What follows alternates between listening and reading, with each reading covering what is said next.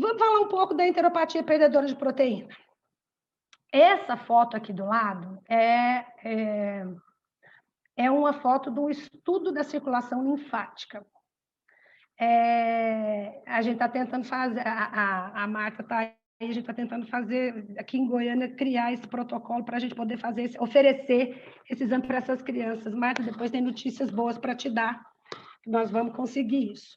A circulação linfática, a gente nem lembrava dela. Quando a gente fez, toda vez que eu falo a gente, é que eu me incluo, apesar de eu não ser cientista, eu me coloco no grupo, tá?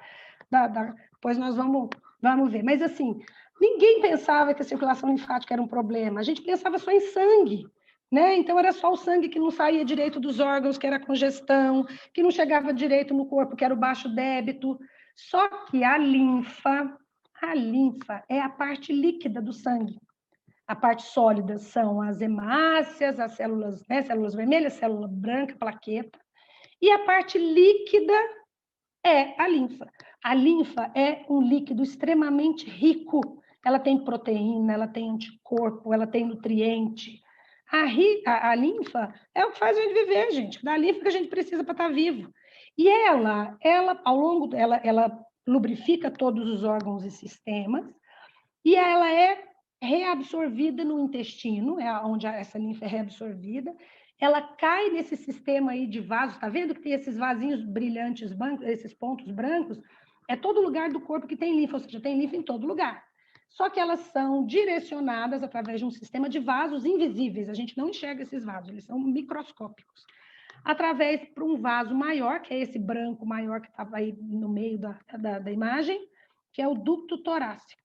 O ducto torácico, ele sai lá do intestino com toda a linfa e ele chega até a cava superior. Ele deságua na cava superior, ou seja, toda a parte líquida, poderosa, nutritiva, rica, que é perdida pelos órgãos durante a circulação, ela é absorvida por um sistema linfático extremamente eficiente e ela é devolvida para o sangue, porque esse líquido tem que estar no sangue, ele não pode estar fora do sangue. E essa devolução é feita na cava superior. A cava superior está conectada ao sistema de Fontan, que está congesto, porque não tem mais a bomba do ventrículo direito. Essa congestão aumenta a pressão e atrapalha essa devolução. E aí a gente passa a ter uma congestão do sistema linfático, que hoje a gente chama de insuficiência linfática. E aí, quando esse sistema linfático encontra um ladrão, um lugar para escorregar essa linfa, isso acontece. E essa linfa pode ser extravasada no intestino e nos pulmões. Quando isso acontece no intestino, a gente tem a enteropatia perdedora de proteína. A gente sabe hoje que não é só a insuficiência linfática que provoca isso. Então, a gente vê ali, 5 a 12% de pacientes após o Fontan têm hoje diagnóstico de enteropatia perdedora de proteína. Então, quando essa linfa começa a extravasar pelo intestino, a gente perde proteína, daí o nome de enteropatia perdedora de proteína. Mas a gente não perde só proteína. A gente perde proteína, a gente perde anticorpo, a gente perde nutriente, a gente perde linfa. E quando começa a acontecer isso, essa parede do intestino, que começa a ter esses vasos linfáticos congestos, ela adoece também. Ela incha também. E aí ela perde a sua capacidade de absorver a nutrição, porque o intestino da gente tem que absorver nutriente. Então, começa um quadro de mal absorção. E aí começam a absorver os nutrientes que a gente precisa. Ou seja, eu estou perdendo nutrientes e eu não consigo absorver. Isso leva à desnutrição. A gente sabe que a proteína, principalmente a albumina, que é uma proteína que dá para o sangue o poder de puxar a água, deixar a parte líquida do sangue inteira. Quando eu perco muita albumina, esse líquido ele extravasa, aí a gente começa a inchar. Aí incha perna, incha barriga, incha tudo, incham os órgãos. E esse edema, esse inchaço, ele atrapalha o funcionamento desses órgãos. O intestino é um exemplo deles. Então, o paciente com enteropatia perdedora de proteína, quando ele tem depressão, né, de todas essas substâncias, ele começa a ficar desnutrido, começa a adoecer, começa a se infectar mais, porque a imunidade cai, porque está perdendo anticorpo pela linfa. Isso provoca sangramento da mucosa do intestino, sangramento pequenininho, que vai sangrando devagarzinho e leva à anemia. Então, a gente tem um comprometimento global do paciente em função disso. A gente sabe que não é só isso, né? Então, tem um potencial genético, tem algumas alterações inflamatórias próprias desse paciente. Então, hoje a gente estuda muito enteropatia de perdedor de proteína. Quanto mais a gente estuda, mais a gente vê que é uma condição muito mais complexa do que só o aumento da pressão venosa e a dificuldade de devolução da linfa para o sistema vascular. Mas a gente também vê o seguinte, tem muita gente que tem enteropatia perdedora de proteína e não sabe, que tem as formas subclínicas, tem as formas leves.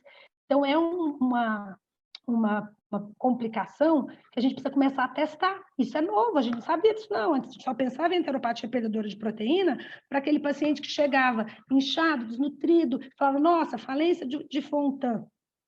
Hoje a gente sabe que talvez mais pacientes com enteropatia perdedora de proteína existam por aí, nem saibam que tem.